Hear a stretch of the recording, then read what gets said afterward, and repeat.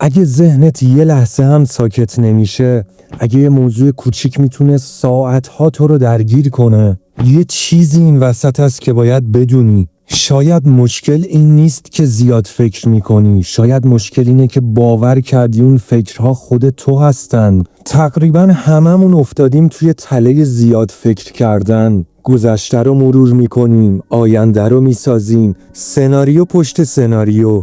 اما یه سوال عمیق‌تر هست که کمتر میپرسیم. اگه تو اون فکرها نیستی، پس کی داره اونها رو میبینه؟ توی این ویدیو قراره بفهمی چرا ذهنت اینقدر سناریو میسازه و مهمتر از اون چطور از حالت غرق شدن در فکر برگردی به کنترل. همین الان یه آزمایش ساده انجام بده. به آخرین فکری که تو ذهنت بود نگاه کن. دیدیش؟ اگه تونستی ببینیش، پس تو اون فکر نیستی، تو ناظرش هستی. یه سوال دیگه، بیشتر تو گذشته گیر میکنی یا آینده؟ چون جایی که بیشتر توش گم میشی همون جاست که قرار امروز آزادش کنیم. تقریبا هممون حداقل یه بار افتادیم توی این تله زیادی فکر کردن. اما بیا یه لحظه مکث کنیم، نه برای تحلیل، برای دیدن. تا حالا از خودت پرسیدی کی داره این همه فکر میکنه؟ چرا یه مسئله ساده توی ذهن ما تبدیل میشه به 1000 تا سناریو؟ چرا حتی وقتی هیچ کاری از دستمون بر نمیاد باز هم رهاش نمی کنیم؟ اینجاست که یه چیز مهم رو باید بفهمیم.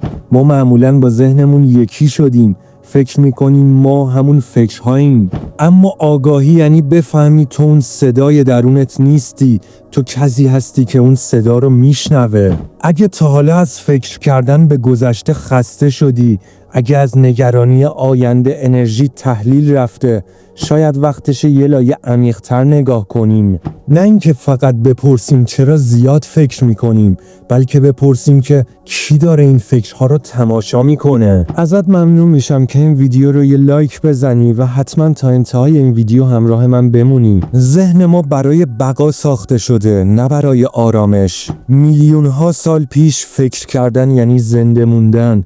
ذهن باید خطر رو پیش بینی میکرد، سناریو میساخت، آینده رو حدس میزد. اون زمان یه نعمت بود. اما الان چی؟ دیگه دایناسوری دنبال ما نیست، قبیله‌ای کمین نکرده. با این حال ذهن هنوز توی حالت آماده باشه، هنوز دنبال تهدیده و وقتی که تهدید واقعی پیدا نمیکنه، خودش یه تهدید میسازه. یه پیام ساده میاد، ذهن میگه نکنه منظورش چیز دیگه‌ای بوده. یه تصمیم کوچیک که میاد، ذهن میگه اگه اشتباه باشه چی؟ و ما بدون اینکه بفهمیم وارد فیلمی میشیم که کارگردانش ذهنه. آگاهی یعنی از صندلی بازیگر بلند شی و بشینی روی صندلی، ببینی که ذهن داره داستان میسازه و لازم نیست هر داستانی رو باور کنی. زیاد فکر کردن وقتی خطرناک میشه که ما دیگه متوجهش نیستیم. شب سرتو میذاری روی بالش و یهو ذهنت آرشیو چند سال گذشته رو باز میکنه، یا آینده‌ای که هنوز نیومده تبدیل میشه به کابوس‌های احتمالی. اما یه حقیقت عمیق این وسط هست، فکرها واقعیت نیستن، فقط فعالیت ذهنن. بین تو و فکرت یه فاصله وجود داره، اسم اون فاصله آگاهیه. این ویدیو قرار کمکت کنه اون فاصله رو دوباره حس کنی، بفهمی چرا ذهن این کارو میکنه، چطور وارد این چرخه میشی و مهمتر از همه چطور از حالت غرق شدن در فکر برگردی به حضور در لحظه. شاید همین چند دقیقه شروع یه رابطه جدید با ذهنت باشه، رابطه ای که تو دیگه اسیرش نیستی بلکه ناظرش هستی. حالا برسیم به جایی که همه چیز تغییر میکنه. رهایی از فکر کردن با جنگیدن شروع نمیشه، با آگاه شدن شروع میشه. اولین قدم اینه که بفهمی تو ذهنت نیستی، تو اون صدایی که مدام تحلیل میکنه نیستی، تو ناظر اون صدایی. هر وقت دیدی ذهنت شروع کرده یه موضوع رو 100 بار بالا و پایین کردن، به جای اینکه باهاش درگیرشی فقط نگاهش کن. بگو جالبه، ذهنم دوباره داره سناریو میسازه. همین فاصله کوچیک یعنی آگاهی و آگاهی چرخه رو ضعیف میکنه.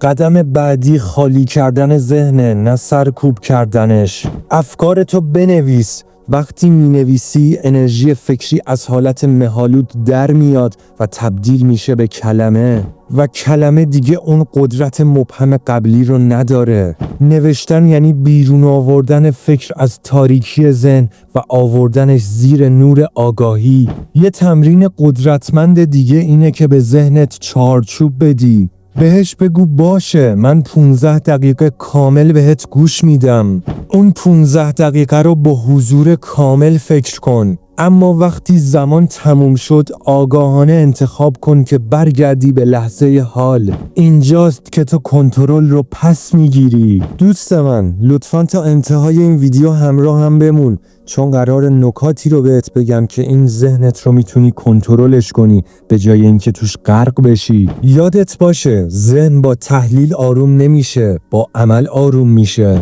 خیلی وقتا افکار اضافه فقط به این دلیله که انرژی توی بدن حبس شده. وقتی تصمیم میگیری و اجرا نمی‌کنی اون انرژی میمونه و تبدیل میشه به فکر. پس عمل کن، حتی یه قدم کوچیک.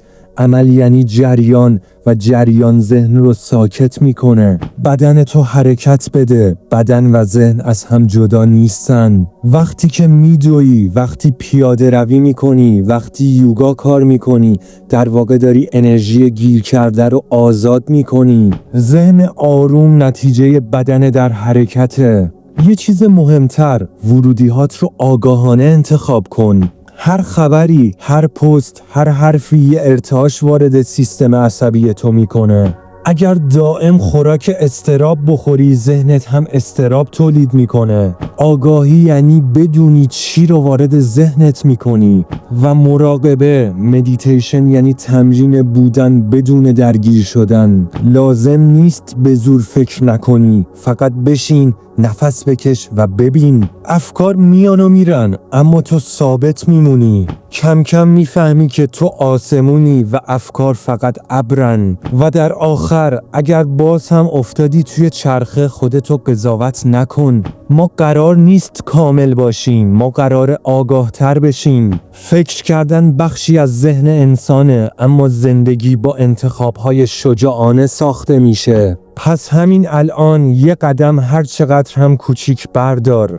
چون آگاهی بدون عمل فقط دانستنه، اما آگاهی همراه با عمل تحوله. و یادت باشه ذهن با فکر بیشتر آروم نمیشه، با حضور، با آگاهی و با حرکت آروم میشه. دوست من ممنون میشم که نظراتت رو راجع به کنترل افکار توی کامنت ها با بقیه و با من در میون بذاری. تا ویدیوی بعدی تو رو به همون آگاهی میسپارم. خدا یار و نگهدارت.